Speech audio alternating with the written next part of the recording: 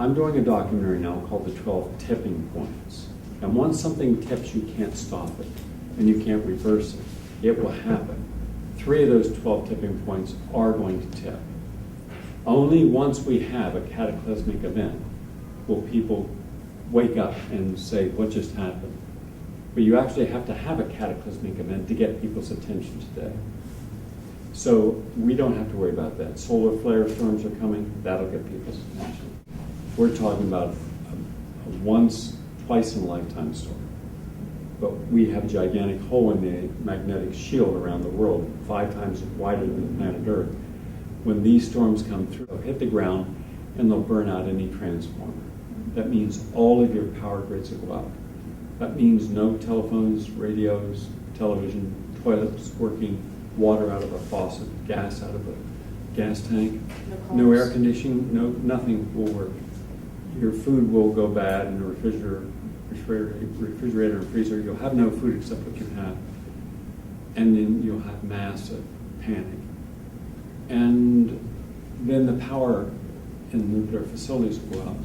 The backup generators will last only about a week. 59 hours later, the meltdown in the nuclear explosion, 104. And you'll be dead a week later. That'll get some people's attention, wouldn't it? Yeah. All that's relevant to me is that this is something that we can verify scientifically. This isn't speculation. Our solar flare is going to hit, and very serious ones. That is a fact. That's not being argued at all. The nature of how severe the damage is what will be discussed, and that's where people think, well, it won't be that bad. But then again, we have no surge protectors. It requires about 10,000 surge protectors at stations, substations, and major power grids. Those power grids, if a major power grid goes out, it takes 3 years to get one. And that's under the perfect conditions, but China will also be affected, and China's not going to give us a grid it needs for its own cities.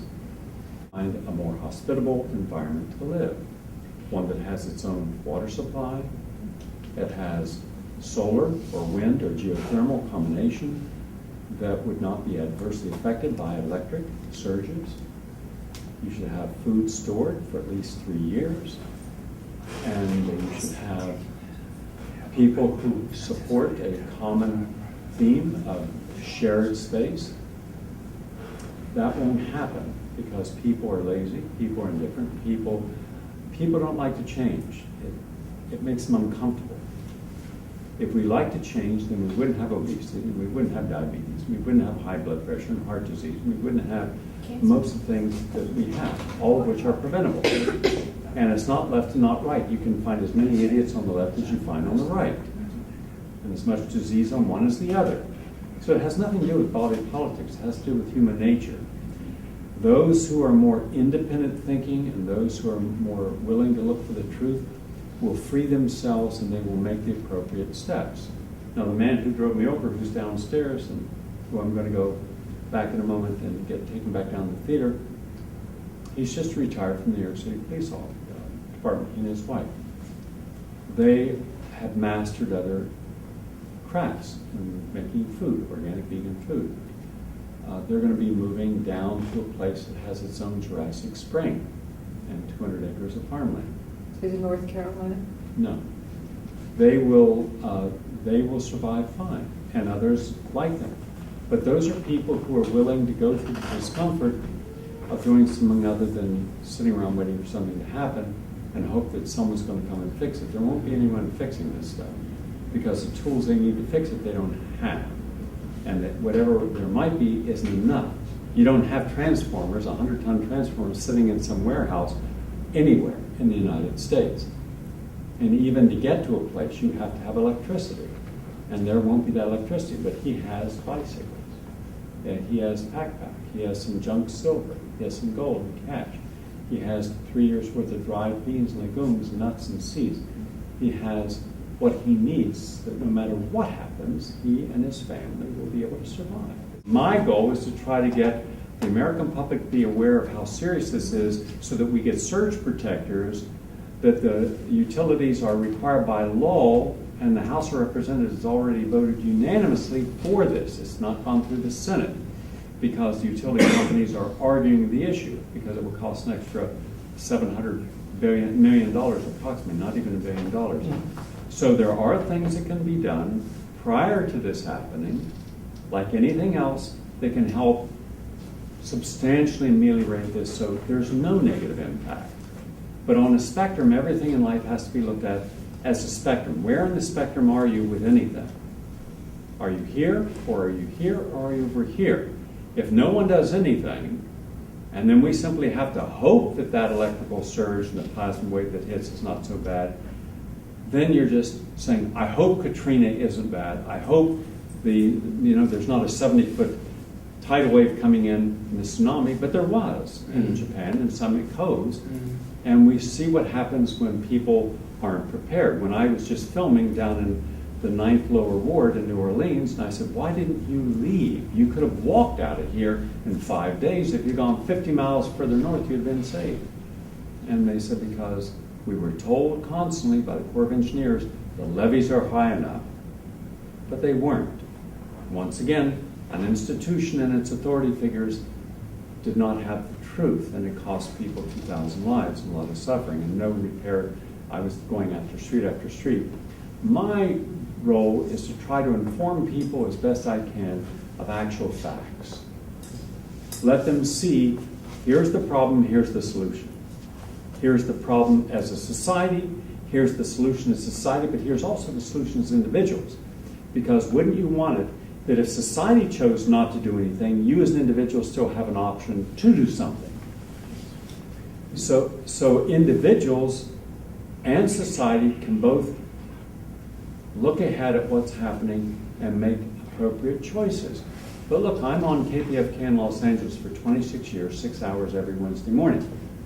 I tell about you're living on a fault line. It's not, is it going to happen out there? It's when.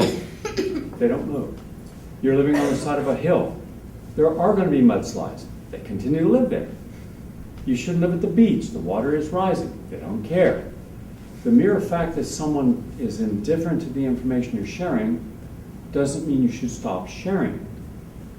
Because maybe 1 or 2 people will actually listen and say, it just makes sense. Let me independently verify it. Let me see if what this guy's saying is correct. You independently verify it and you say, okay, well maybe no one else is going to do anything, but I'm going to make appropriate changes. There are 16 states that are not sustainable because there's not water now or in the future going to be there enough to handle all of society's needs. But now see how many people are going to move because there's not going to be water. No. Trying to prevent people from moving to a non-sustainable area is in itself difficult. Where are you moving? You're moving to Phoenix. Do you realize that 50% of all the homes there are under water and mortgages, and they are having worse heat in their history, and it's going to get worse, and they don't have water? I don't know. And they go. But if someone says, okay, where are there sustainable places? I put an article up showing a map of all the most sustainable places in the world where it has natural resources, progressive people, that has a low crime, places a person could enjoy a quality of life living. Well, wouldn't you rather know the good places from the bad places, the sustainable from the non-sustainable?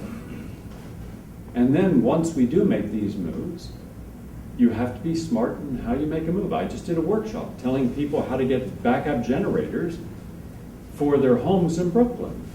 And I said, but be aware, now that you have a backup generator, which is good, and you have a water filter and you have a water pump, be aware that on your block, if you're the one house that has electricity, other people are going to come first nicely, hey, can you, but then in time, not so nice, and then the gangs come. So just be smart and cover your windows, right?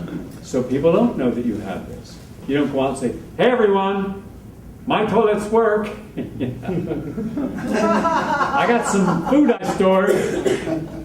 Hi there, everybody. That was Gary Null. As we left, don't you know, I had brought up to him the Gulf and the people who were suffering there yesterday. And today, he tells me, you gather people from the 3 states and you tell them that I'm coming in 2 weeks with my camera. This is what I'm talking about. This is quite remarkable, don't you think?